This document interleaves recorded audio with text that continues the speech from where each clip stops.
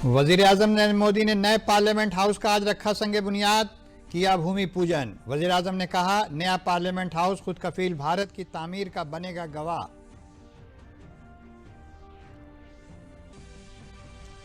रियासत में कोरोना मुतासिर मरीजों की तादाद में आई कमी, 2 करोड़ से ज्यादा कोविड-19 टेस्ट करने वाली उत्तर प्रदेश मुल्क की पहली रियासत बनी।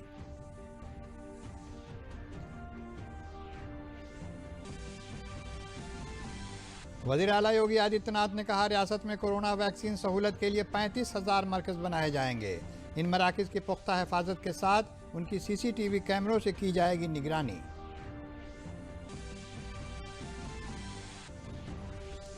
और नायब वज़ीर आला केशव प्रसाद मौर्य ने भारत सरकार की पीआईबी लखनऊ की जानिब से आज से 10 रोज़ा कोविड-19 बेदारी तशहीर मुहिम को दिखाई हरी झंडी।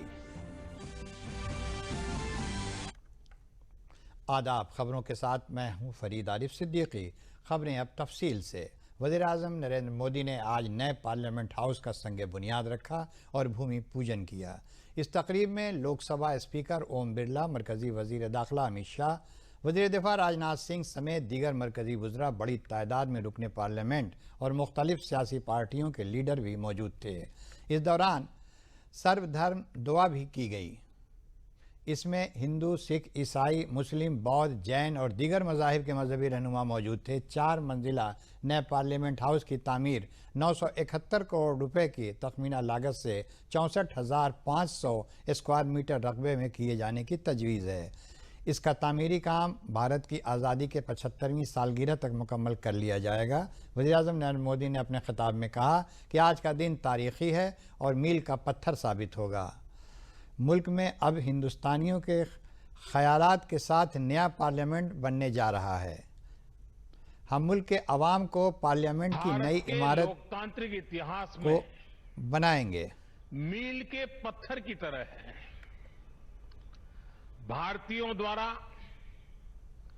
भारतीयता के विचार से ओतप्रोत भारत के संसद भवन के निर्माण का शुभारंभ हमारी लोकतांत्रिक परंपराओं के सबसे अहम पड़ाव में से एक है। हम भारत के लोग मिलकर अपनी संसद के इस नए भवन को बनाएंगे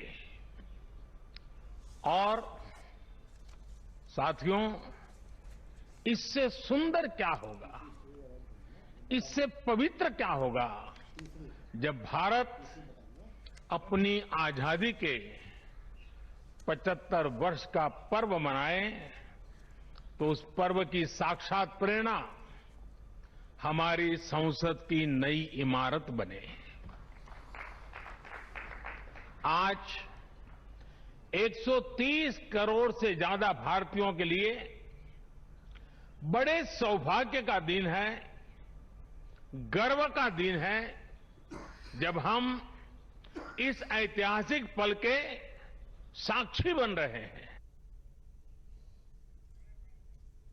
वज़ीर-ए-आज़म नरेंद्र मोदी ने कहा कि जब भारत अपनी आज़ादी की 75वीं सालगिरह का जश्न मनाएगा, उस वक्त पार्लियामेंट की इमारत पर इसका असर दिखाई देगा।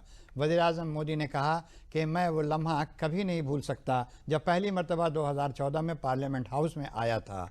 तब मैंने सर झुकाकर नमन किया था। मौजूदा पार्लियामेंट हाउस में आज़ादी की तहरीक, आज़ाद भारत की पहली सरकार और पहला आईन बनाया गया और जरूरतों के अनुरूप खुद में परिवर्तन लाने का प्रयास है। मैं अपने जीवन में वो क्षण कभी नहीं भूल सकता जब 2014 में पहली बार एक सांसद के तौर पर मुझे संसद भवन में आने का अवसर मिला था। तब लोकतंत्र के इस मंदिर में कदम रखने से पहले मैंने सिर झुकाकर, माथा टेक कर लोकतंत्र के इस मंदिर को नमन किया था। हमारे वर्तमान संसद भवन ने आजादी के आंदोलन और फिर स्वतंत्र भारत को गढ़ने में अपनी अहम भूमिका निभाई है। आजाद भारत की पहली सरकार का गठन भी यही हुआ और पहली संसद भी यहीं बैठी। इसी संसद भवन में हमारे संविधान की रचना हुई, हमारे लोकतंत्र की पुनर्स्थापना हुई। बाबा साहब आम्बेडकर और अन्य वरिष्ठों ने सेंट्रल हॉल में गहन मंथन के बाद हमें अपना संविधान दिया। वज़ीर दफ़ा राजनाथ सिंह ने आसियान ममालिक के वज़राए दिफ़ा की मीटिंग ADMM+ की 10वीं सालगिरह को वर्चुअल ज़रिए से खिताब किया।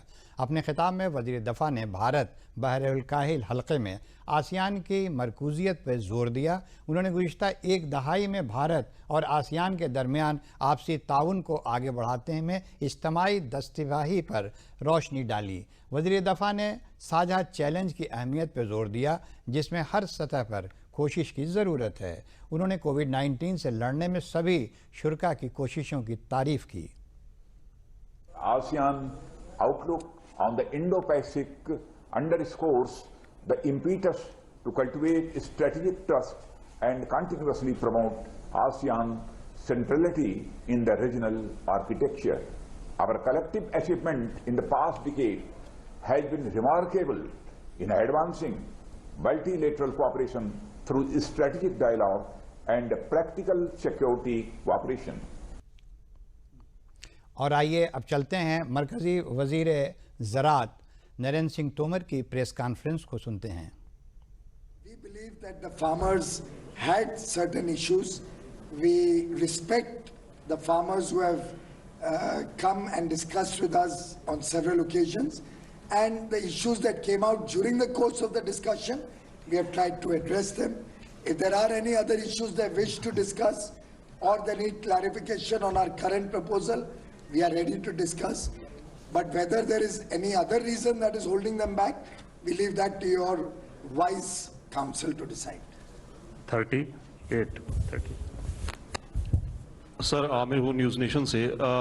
फार्मर्स ने अपना प्लान बता दिया है सर। उन्होंने ये कहा है कि 12 तारीख को वो जयपुर दिल्ली हाईवे जाम करने जा रहे हैं और इसके साथ में 14 तारीख का भी प्लान है। सवाल ये खड़ा होता है कि बड़े बड़े कॉरिडोर्स हैं, बड़े बड़े जहाँ से काफ़ी इंडस्ट्रियल मूवमेंट्स होते हैं, क्या कल बातचीत के लिए आप इनवाइट करेंगे किसान फार्मर्स एसोसिएशंस को कि वो इस तरह से बंद ना करें, रोड ना रोकें, क्योंकि चारों तरफ से दिल्ली अब पैक्ड होती जा रही है? नहीं, आपकी बात जो चिंता है वो वाजिब है और हमने किसानों को, यूनियंस को पहले भी कहा है और आज भी मैंने अभी कहा ही है कि कुल मिला के आंदोलन का रास्ता छोड़ना चाहिए। और मैं यूनियंस को ये भी कहना चाहता हूँ कि कुल मिला के जब चर्चा चल रही है तो आगे के आंदोलन की घोषणा ये वाजिब नहीं है। अभी हमने प्रस्ताव कल भेजा, अब कल आपको उस प्रस्ताव पर जो कहना है वो अगले दिन वार्ता में कहा जा सकता है। तो जब वार्ता टूट जाए तो आंदोलन के आगामी चरण की घोषणा करना उचित होता है। तो मैं अभी भी आपके माध्यम से यूनियंस को आग्रह करूंगा कि वो अपने अगले चरण के आंदोलन को वापस लेकर वार्ता के माध्यम से ही रास्ता खोजना यह उचित रहेगा। Second last question, 264. Please, there is a number called 264. Sir Amit news 24 से सर सवाल ये है कि आप कह रहे हैं कि वार्ता होनी चाहिए, लेकिन वार्ता करेगा कौन? ये अगर कहीं ना कहीं एक डेडलॉक जैसी सिचुएशन बन गई है क्योंकि उन लोगों ने आपके प्रस्ताव को खारिज कर दिया है कि और सरकार तब फिर क्या सरकार अपनी तरफ से एक कोशिश करेगी कि हम फिर से नए सिरे से बातचीत शुरू करें? या क्योंकि अगर ऐसे छोड़ देने से तो फिर अब आप कहते हैं कि ठंड का मौसम है, किसानों की चिंता है, तो क्या सरकार पहल करेगी किसानों तक अप्रोच करने का, एक बार फिर से बातचीत शुरू करने के लिए? आज मैं और पीयूष गोयल जी अगर आपके सामने हैं तो बाकी तो बहुत सारे विषय ऐसे हैं जो आपके संज्ञान में हैं ही। कुल मिला के आज की प्रेस का मुख्य उद्देश्य ये भी है कि निश्चित रूप से सरकार वार्ता के लिए पूरी तरह तत्पर है और निश्चित रूप से हम वार्ता के लिए तैयार हैं। वो जैसे ही उनकी सूचना आएगी हम वार्ता करेंगे। और आइए अब चलते हैं आगे की खबरों की तरफ। सुप्रीम कोर्ट ने बुध को हिदायत दी कि कोरोना वायरस से मुतासिर किसी भी फर्द के घर के बाहर पोस्टर या इंतबाह का निशान नहीं लगाया जाए। मरकजी हुकूमत की रहनुमा हिदायत पर गौर करते हुए सुप्रीम कोर्ट ने यह हुक्म दिया। जस्टिस अशोक भूषण के बेंच ने कहा कि अगर अहल अथॉरिटी डिज़ास्टर मैनेजमेंट कानून के तहत ख़ास हिदायत जारी करती है तो इस तरह के पोस्टर ख़ास मामलात में ही लगाए जाएं। बेंच ने कहा कि मरकज़ ने पहले ही रहनुमा खतूत जारी कर दिए हैं। रियासतों और मरकज़ के ज़ेर निगरां रियासतों के इस तरह की पोस्टर नहीं लगाने चाहिए। प्रिंसिपल सेक्रेटरी सेहत आलोक कुमार ने कहा है कि रियासत में कोरोना इन्फेक्शन की सूरत हाल कंट्रोल में है। रियासत में वैक्सीनेशन की तैयारियां जारी हैं। भारत सरकार की गाइडलाइंस के मुताबिक सभी तरजीहात तय की जा रही हैं। आलोक कुमार आज लखनऊ में प्रेस कॉन्फ्रेंस को खिताब कर रहे थे। उन्होंने बताया कि आज रियासत में 1,68,724 सैंपल लिए गए हैं। इनको मिलाकर रियासत में अब तक 2,09,00,000 टेस्ट हो चुके हैं। प्रिंसिपल सेक्रेटरी सेहत ने बताया कि रियासत में इस वक्त 82,000 से ज़्यादा बेड तैयार हैं। उन्होंने कहा कि वज़ीर आला ने हिदायत दी है कि किसी भी तरह की इमरजेंसी सूरत हाल के लिए महकमा सेहत तैयार रहे। तो आज जो हमारे कुल केसेस आए हैं 1662 और क्रमिक जो हो गए हैं 5,61,161। कुल एक्टिव मरीजों की संख्या 20,801 और ये लगभग 4 महीने के बाद 21 जुलाई के बाद मेरे ख्याल में इस नंबर पे आया है। तो मतलब कुल मिला जुला के ये है कि इन्फेक्शन घट रहा है। और जो एक आशंका थी हम लोगों की कि दिवाली और छठ के और मैरिज सीज़न में के बाद एक संख्या बढ़ने की, वो आशंका अभी तक तो कम से कम अभी तक के आंकड़ों के हिसाब से तो वो आशंका निर्मूल साबित हुई है। उपचार किए गए मरीजों की संख्या 1495।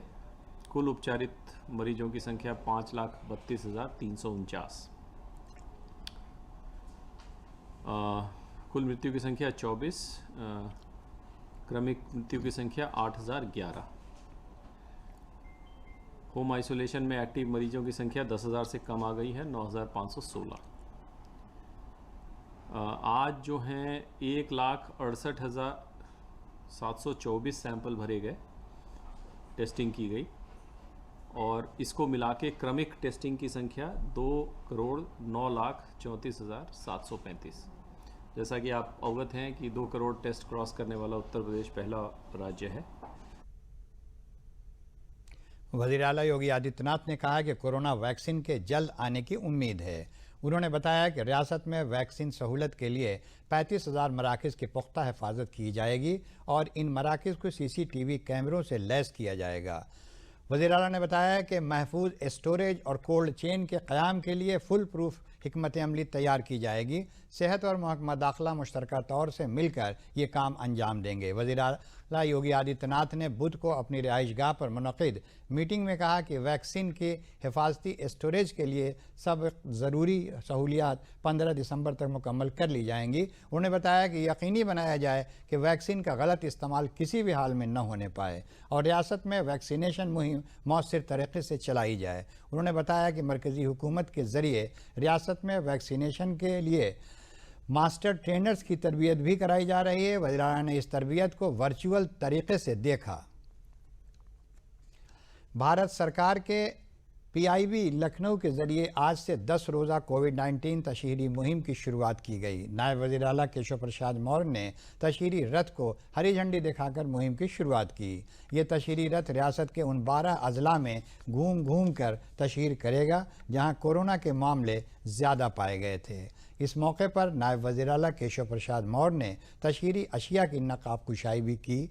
उन्होंने तशहीर के लिए बनाए गए स्टिकर को 4 पहिया गाड़ियों पर लगाकर उसकी नकाब कुशाई की। इस मौके पर उन्होंने कहा कि जब तक कोरोना वैक्सीन नहीं बन जाती तब तक एहतियात और मालूमात ही कोरोना से बचाव है।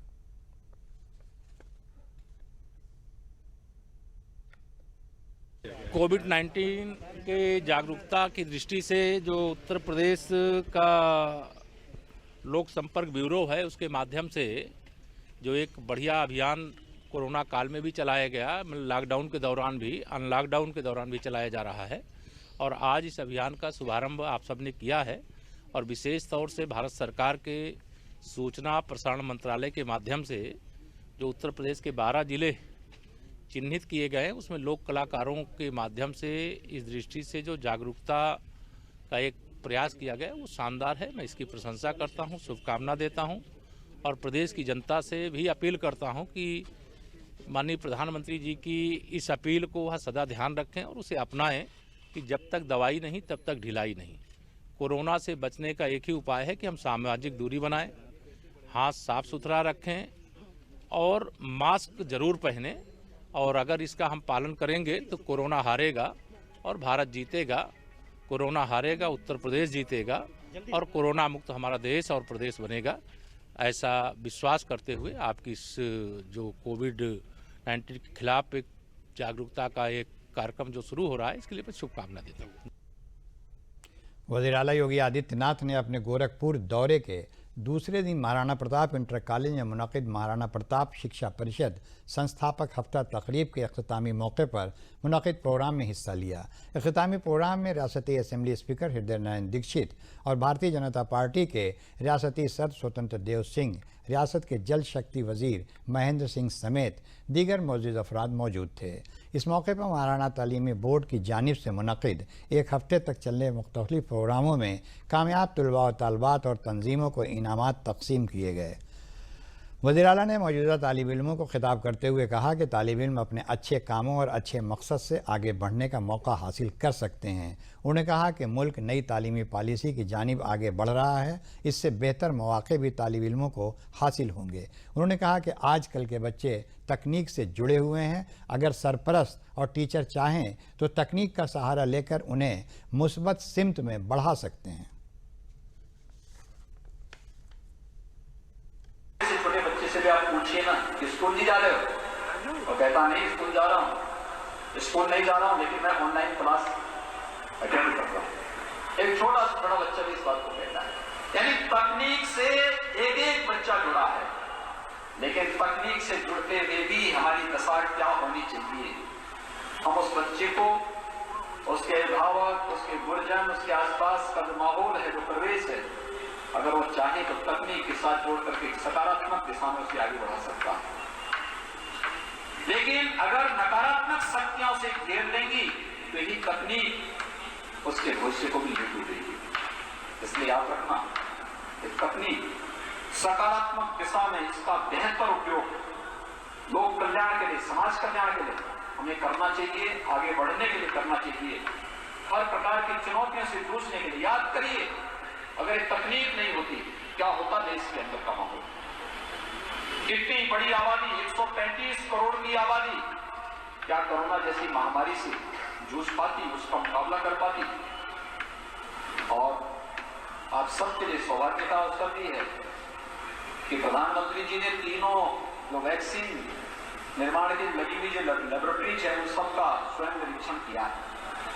जनवरी तक वैक्सीन भी आ जाएगी, लेकिन जब तक वैक्सीन आप तक नहीं पहुंचती है, उतावला पर दिखाने की आवश्यकता नहीं, सतर्कता बरतने की आवश्यकता है।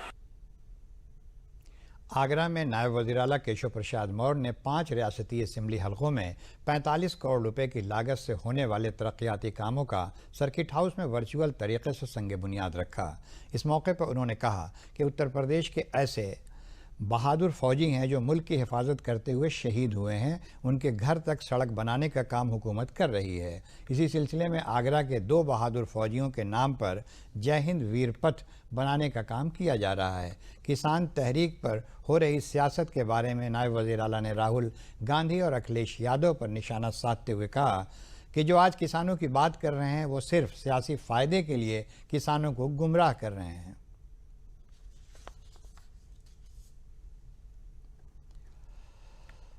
जो भी मुद्दे हैं, भारत सरकार के वरिष्ठतम मंत्री लगातार किसानों के प्रतिनिधिमंडल से बात कर रहे हैं और किसानों की समस्याओं का समाधान हमारी सरकार की प्राथमिकता थी, है और रहेगी। और माननीय नरेंद्र मोदी जी किसानों की आमदनी को बढ़ाने की दिशा में जो यह बहुत बड़ा फैसला देश के हित में, किसान के हित में लिए थे, उसका ही ये परिणाम है कि आज देश के अधिकतम हिस्सों में किसानों ने भारतीय जनता पार्टी और केंद्र सरकार के फैसले में इसका विरोध नहीं किया। सपा के कुछ पंचर साइकिल के साथ कहीं कहीं कुछ लोग दिखाई दिए, लेकिन वो पंचर साइकिल बचाए नहीं तो टुकड़े टुकड़े कर देगी जनता, और वह 2022 में भी उनका पता नहीं चलेगा। वज़ीर-ए-आज़म नरेंद्र मोदी की क़यादत में कल हुई काबीना की मीटिंग में पब्लिक वाईफाई सर्विस देने के लिए पब्लिक वाईफाई नेटवर्क के क़याम को मंजूरी दी गई। पब्लिक वाईफाई एक्सेस इंटरफेस को PMY के नाम से जाना जाएगा। प्रधानमंत्री wifi access network interface PMY, ये देश में वाईफाई क्रांति की दिशा में एक बहुत ही महत्वपूर्ण कदम है। अब ये कैसे काम करेगा ये आपको हम बताना चाहते हैं। तो सबसे पहले हम एक पब्लिक डेटा ऑफिस खोलेंगे। ये पब्लिक डेटा ऑफिस के लिए न कोई लाइसेंस है, न कोई रजिस्ट्रेशन है, न कोई फी है। मरकजी काबीना के जरिए PMY स्कीम को मंजूरी मिलने पर वज़ीर-ए-आज़म नरेंद्र मोदी ने ट्वीट करते हुए कहा कि तारीख़ी PMY स्कीम को काबीना ने मंजूरी दे दी है। इससे तकनीक की दुनिया में इनकलाब आ जाएगा। पूरे मुल्क में वाईफाई की दस्तयाबी बढ़ेगी। इससे कारोबार और ज़िंदगी दोनों आसान हो जाएंगे। और अब बात आपकी सेहत की। वज़न बढ़ने से सेहत पर बुरा असर पड़ता है। मोटापे को एक मामूली मसला समझा जाता है, लेकिन मोटापे की वजह से सेहत को क्या ख़तरे होंगे, मोटापे को कम करने के लिए क्या तरीक़े हैं, देखिए इस रिपोर्ट में। मोटापा एक बड़ी समस्या के रूप में उभर रहा है। मोटापा यानी शरीर में वसा अधिक मात्रा में एकत्रित हो जाना। ये एक ऐसी स्थिति है जिससे हृदय रोग, मधुमेह और कई अन्य गंभीर बीमारियां होने का खतरा बढ़ जाता है। WHO ने इसको क्लासिफाई किया है बॉडी मास इंडेक्स के आधार पर। एशियन कंट्रीज के लिए जैसे कि इंडिया, पाकिस्तान, श्रीलंका, बांग्लादेश, इन कंट्रीज के लिए WHO ने इसका कट ऑफ कम कर दिया है, जो कि बताया गया कि 23.5 से 25 के बीच में अगर है तो ओवरवेट कहलाता है, और 25 से ऊपर है तो हम लोगों के लिए मोटापा कहलाता है। ये जो है कॉरोनरी आर्टरी डिजीज कर सकता है, मायोकार्डियल इन्फेक्शन कर सकता है, दिल के दौरा ला सकता है, ये ब्लड प्रेशर बढ़ा सकता है, डायबिटीज कर सकता है, और हम एक सबसे इंपॉर्टेंट चीज जिसको हम कहते हैं कि ये इंसुलिन रेजिस्टेंस लाइक स्टेट कर देता है, जिसमें कि आपको बहुत सारी एंडोक्राइनल प्रॉब्लम्स हो जाती हैं। खासकर यंग बच्चियों को, फीमेल्स को पॉलीसिस्टिक ओवेरियन सिंड्रोम्स तक हो जाते हैं, उनके चेहरे पे बाल आ जाते हैं जिसको हम हिर्सुटिज्म कहते हैं। और मोटापा जो है बड़ी सारी मस्कुलोस्केलेटल एब्नॉर्मलिटीज करता है। ओल्ड एज में ये घुटनों में दर्द कर देता है, ऑस्टियोआर्थराइटिस कर देता है, यंग बच्चों में इनफर्टिलिटी तक कर सकता है मोटापा। आजकल न सिर्फ वयस्क बल्कि बच्चे और किशोर भी मोटापे की चपेट में आ रहे हैं। बचपन से मोटा होना चिंता का विषय है, क्योंकि मोटे बच्चे अधिकतर मोटे वयस्कों के रूप में विकसित होते हैं और उनमें कई बीमारियों का खतरा बढ़ता है। ऐसी डाइट लें जिसमें कि फैट कम हो, जिसमें कि शुगर कम हो, हाई प्रोटीन डाइट लें, लो फैट अनसैचुरेटेड फैट्स हों, ऐसी डाइट लें जिसमें कि अनसैचुरेटेड फैट्स कम हैं। जो यंग बच्चे हैं, अडल्ट्स हैं, उनमें एटलीस्ट 1 घंटे तक व्यायाम करना जरूरी है, जिसमें कि आधा घंटा वॉक करें, 15 मिनट के करीब अपना कुछ लाइट एक्सरसाइज करें, और 15 मिनट जो है अपनी मसल को स्ट्रेंथन करने के लिए एक्सरसाइज करें। जो बूढ़े लोग हैं जो कि 45 साल से ऊपर हैं, उनके लिए देखा गया 25 से 30 मिनट की वॉक एक दिन में आवश्यक है। वो वॉकिंग सिंपल भी वॉकिंग हो सकती है, ब्रिस्क वॉकिंग भी हो सकती है, उन्हें हैवी एक्सरसाइज करने की जरूरत नहीं है। अपनी जीवन शैली और आहार में परिवर्तन करें, साथ ही नियमित रूप से व्यायाम करें, जिससे आपका वजन कम हो और बीमारियों के खतरे को कम किया जा सके। कोरोना बहरान में कानपुर देहात जिले के 300 कमज़ोर तबके के कुंबों को आयुष्मान स्कीम के तहत मुफ्त इलाज का फ़ायदा मिल रहा है, जिसमें 118 लोगों को ज़िले में ही इलाज मुहैया करवाया गया है। इनमें 41 लोगों का कैंसर का इलाज हुआ था। स्कीम की शुरुआत से अब तक कुल 5,498 अफराद ने मुफ्त इलाज का फ़ायदा उठाया है।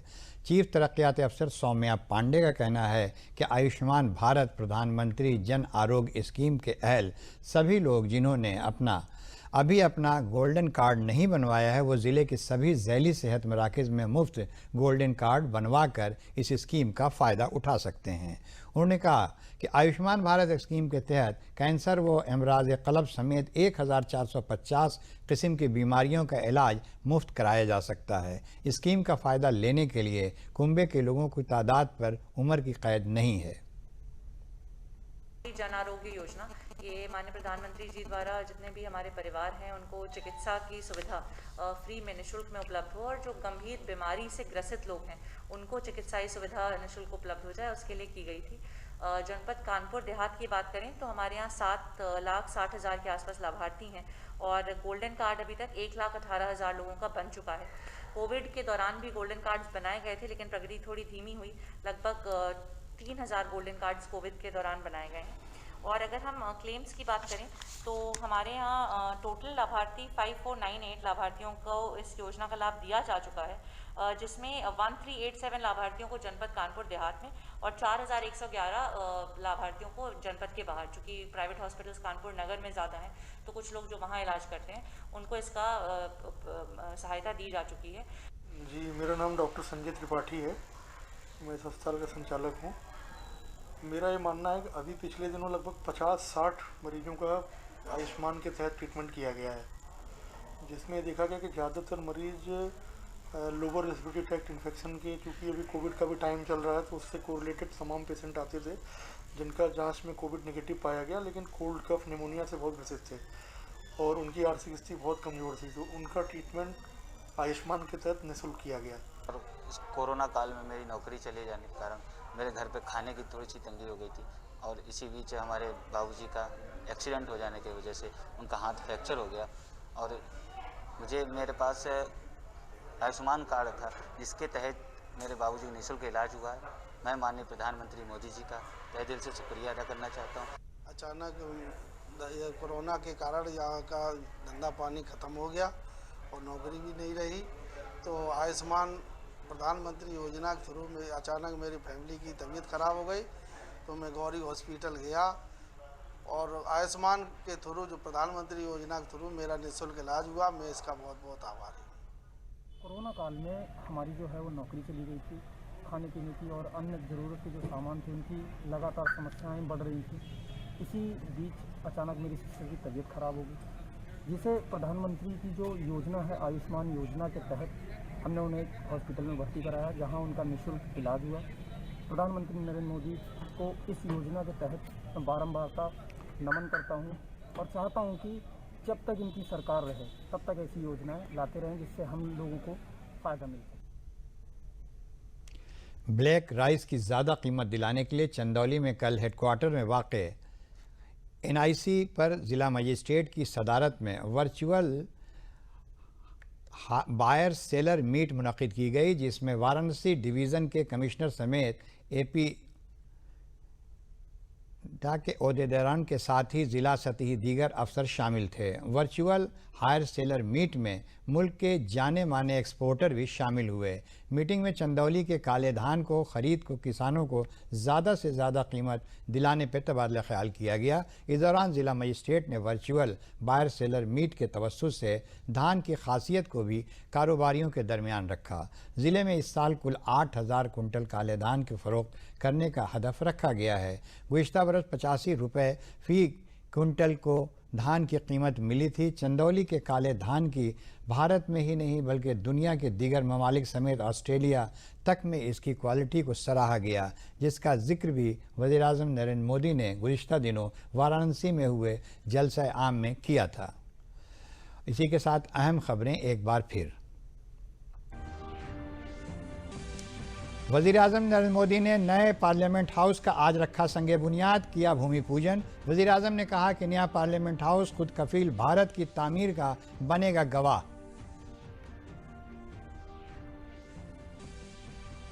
रियासत में कोरोना मुतासिर मरीजों की तादाद में आई कमी, 2 करोड़ से ज़्यादा कोविड-19 टेस्ट करने वाली उत्तर प्रदेश मुल्क की पहली रियासत बनी।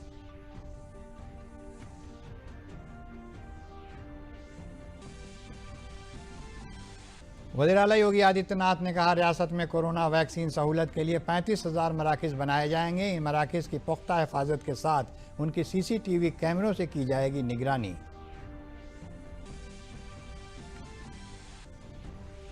और नायब वज़ीर आला केशव प्रसाद मौर्य ने भारत सरकार के PIV लखनऊ की जानिब से आज से 10 रोज़ा कोविड-19 बेदारी तशहीर मुहिम का दिखाई हरी झंडी। इसी के साथ खबरें ख़त्म हुई। इजाज़त दीजिए। आदाब।